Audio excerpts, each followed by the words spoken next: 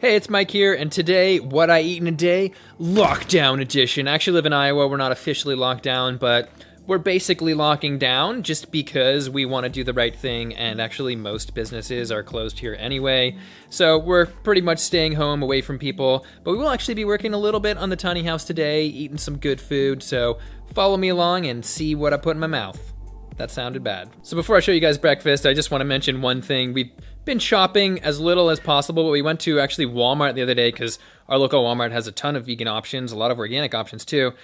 And there was a family there that was just spitting at each other. They were having a spit fight mid-aisle just in Walmart during this whole outbreak. And so, of course, Lindy shouted at them. It was a pretty great moment. So I was not taking it as seriously as they could. At least not everybody is. But thankfully, our cases are also pretty low, probably because there's not that many people. Anyway, let's get on with it.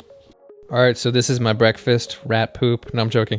Obviously, I'm eating oatmeal because I do most of the time, but we have been adding golden berries, which are super high in antioxidants. And I'm also, for the first time, going to try adding this. Try adding this little superfood blend that we just got in the mail. And apparently it has 100% of your daily value of vitamin C, so fight that virus. So the cool thing is that these berries expand and become soft when you cook them in the Instant Pot with the oatmeal, so you put them in first. And they are a little tart, so not everyone's gonna like them, but I like them. All right, here is what I'm gonna eat. We happen to have some kiwis we've been buying a lot because they are super high in vitamin C. And I've got my bananas, my blueberries, and there's some powder deep in there. It's boring powder that I'm gonna mix in anyway. That's, you know, hopefully gonna be extra super foody.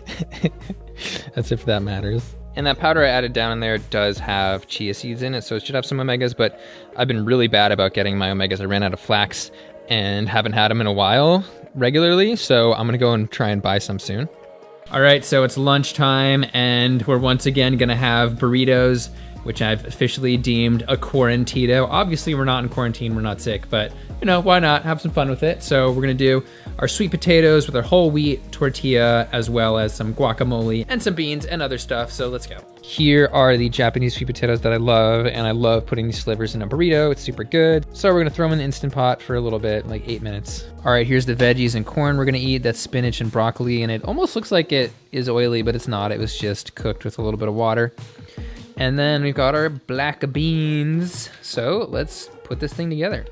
All right, here's the thing together before it's all folded up. This is burrito 1 of 2, and we also threw some fresh tomatoes on there.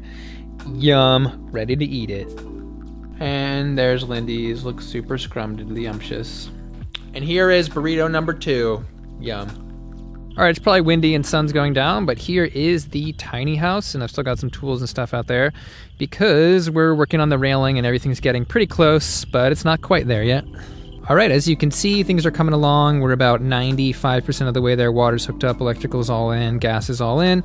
But we're gonna do a more official tour on our Tiny It Yourself channel, and we just made a website for that as well, which has all of our projects, so you can check that out. Right now, I'm just gonna be making the railing here so that we don't die. And we also recently did a video on how we made this barn door, so you can check that out as well. All right, so I've got pasta here, whole wheat pasta with some fresh kale that we steamed, an avocado chunk, and then I've got some sauce here.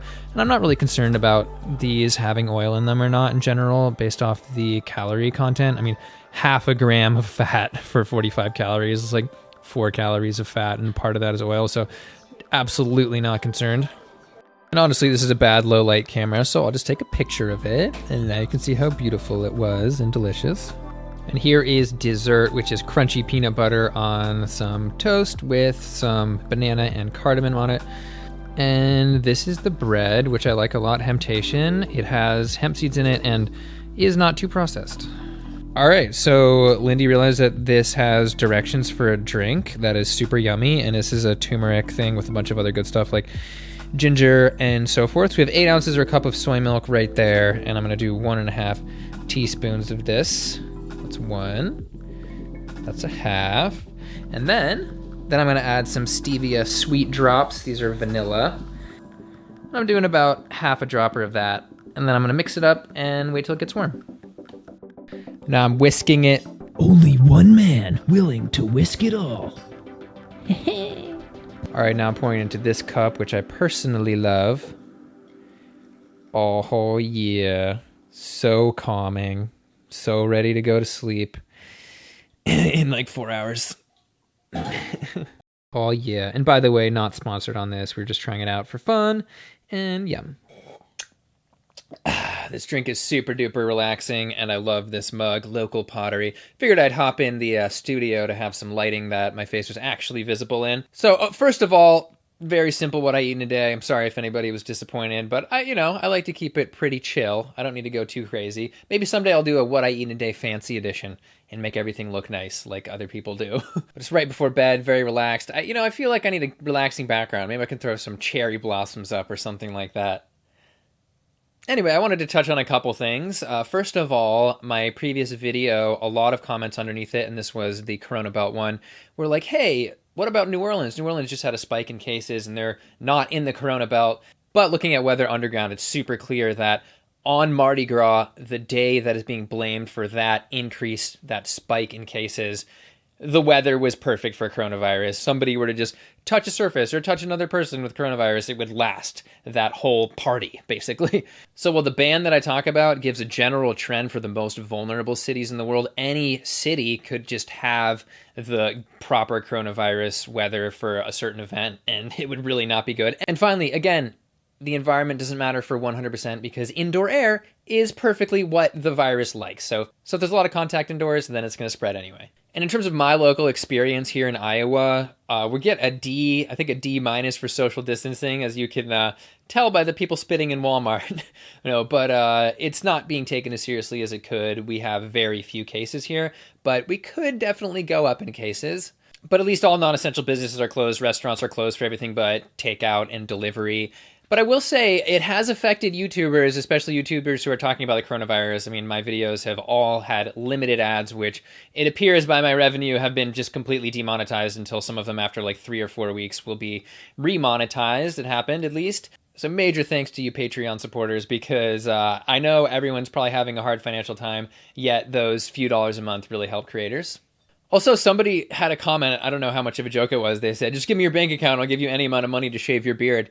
And then it got me thinking, because I read something that it's sort of recommended to shave your beard so that it's more hygienic and traps less of the coronavirus in it, and then it will spread less. And so I was thinking, maybe now's the time to shave my beard. But it could be like the Mike the Vegan equivalent of those girls who are stuck in lockdown just cutting themselves bangs because they're bored, they have nothing else to do. It might not turn out well. This is where my chin actually ends. No, I'm joking, it's there.